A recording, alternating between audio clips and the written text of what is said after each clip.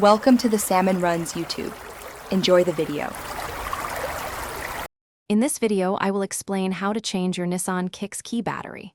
First, you'll need a small flathead screwdriver and a fresh CR2032 coin cell battery. Make sure you have a clean, well-lit area to work in. This simple task is quite straightforward and usually takes just a few minutes to complete. Let's get started by preparing your key fob for opening. Now, let's open the key fob. Find the small release button on the side and press it to slide out the emergency key blade.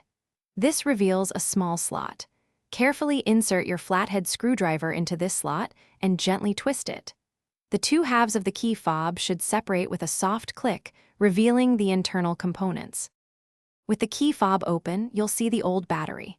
Take a moment to observe its orientation, noting which side is facing up.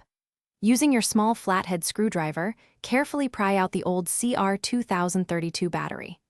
Now, take your new CR2032 battery and insert it into the slot, ensuring the positive, plus, side is facing upwards, just like the old one was. To reassemble, carefully align the two halves of the key fob and press them firmly together until they snap securely into place.